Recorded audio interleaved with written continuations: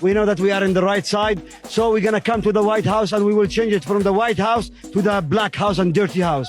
Just wait for us. And that's it. You better bring my fucking package before I beat you ass.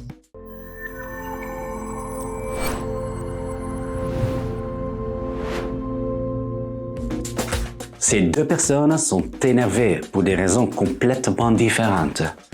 Mais derrière ces raisons différentes, il y a bien une et même cause.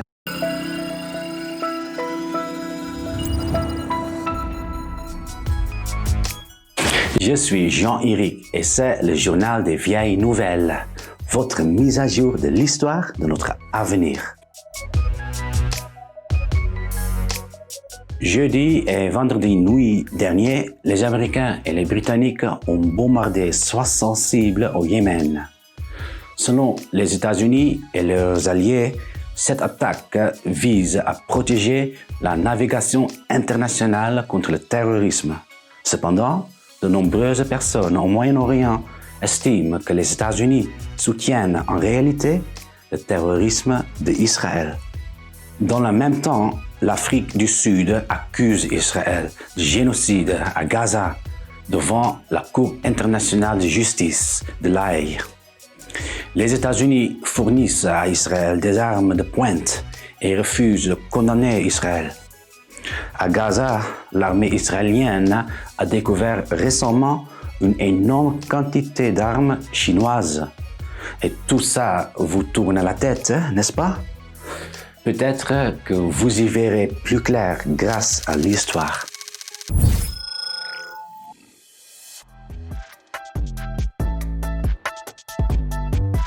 Vous souvenez-vous les révolutions arabes de 2011?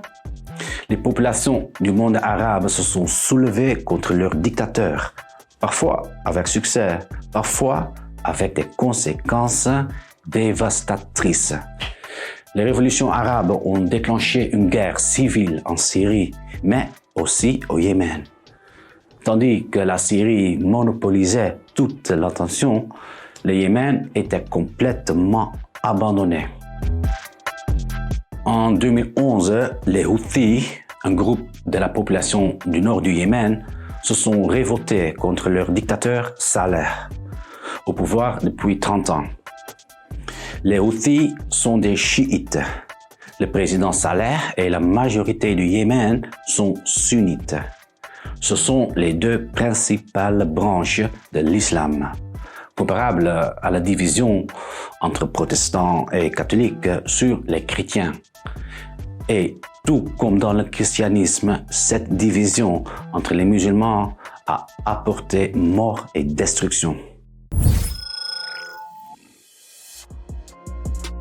L'Arabie Saoudite, le principal pays sunnite, et l'Iran, le principal pays chiite, luttent pour le pouvoir au Moyen-Orient.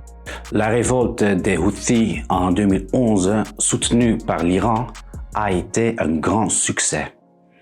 L'Arabie Saoudite ne pouvait pas accepter cela, ce qui l'a amené, avec le soutien des États-Unis, à appuyer militairement le gouvernement yéménite. Il en est résulté un drame humain sans précédent. Une guerre civile qui a duré 10 ans, qui a coûté la vie à 400 000 personnes, dont 60% avaient moins de 5 ans. En 2021, l'ONU a qualifié la situation au Yémen de pire catastrophe au monde. Aujourd'hui encore, 21 millions de Yéménites dépendent de l'aide humanitaire pour se nourrir et boire.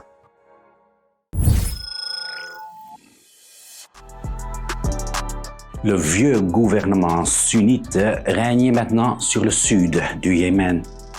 Mais les Houthis contrôlent toujours les 2/3 du pays, y compris la côte de la mer Rouge. C'est l'une des routes maritimes les plus importantes au monde. En effet, c'est le chemin le plus court de l'Asie vers l'Europe via le canal de Suez. Le 7 octobre dernier, l'Arabie Saoudite était sur le point de conclure la paix avec Israël, mais Hamas a attaqué Israël. Tout comme les Houthis, la Hamas reçoit de l'argent et des armes de l'Iran. Lorsque Israël a bombardé Gaza en représailles, les Houthis ont compris le moyen de pression stratégique qu'ils détenaient avec la côte de la mer Rouge. Tandis que les bombardements israéliens divisaient le monde, les Houthis ont été les seuls en étant déterminés. Avec cet ultimatum, tant que les bombardements sur Gaza se poursuivent, nous perturbons la navigation en mer Rouge en attaquant tous les navires liés à Israël. Depuis le 7 octobre, les Houthis ont attaqué des dizaines de navires, perturbant ainsi 20% du trafic maritime international. En effet, les navires contournent maintenant complètement l'Afrique en tant qu'alternative, ce qui provoque des problèmes de livraison pour des entreprises telles que Volvo et Tesla. À partir de décembre, les Américains ont averti les Houthis de cesser d'attaquer les navires. Mais la coupe était vraiment pleine lorsque les Houthis ont lancé une roquette sur un navire américain. Résultat, les Américains et les Britanniques ont riposté en bombardant les sites de lancement au Yémen.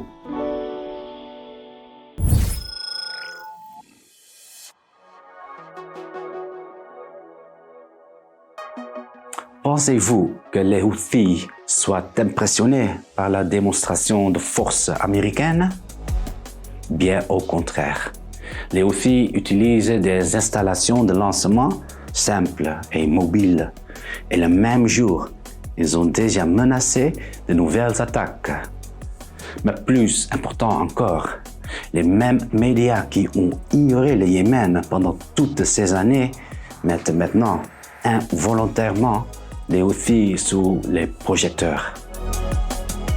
Les Houthis marquent des points, car alors que de plus en plus de personnes s'inquiètent du sort des Palestiniens, les Houthis, ils montrent qu'ils sont les seuls à défendre vraiment les Palestiniens. Et les États-Unis, eh bien, ils sont à nouveau les perdants au jeu du public. Ils réagissent militairement aux Houthis, mais laissent les bombardements israéliens sur Gaza se poursuivre. Cela sent du double moral, non? Comme s'ils ne se préoccupent que de dollars.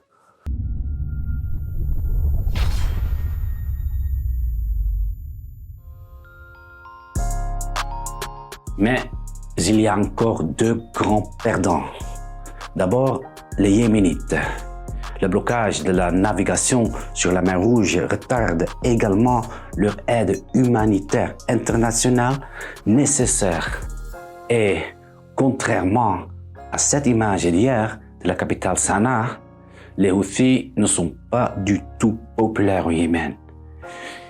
Ils y exercent un régime de terreur. Les critiques qu'il s'agisse de youtubeurs, de féministes ou de journalistes se retrouvent en prison pendant des années. Les opposants sont même réduits en esclavage. Enfin, le monde entier semble devenir victime.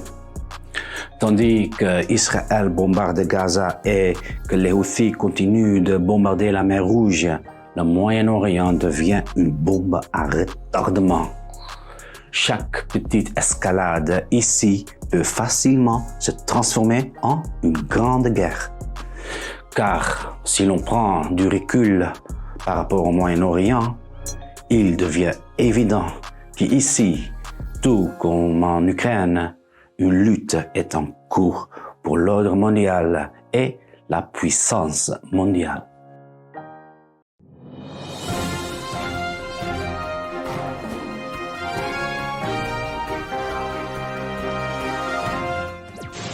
Vous trouvez cette vidéo sympa? Alors abonnez-vous maintenant à ma chaîne.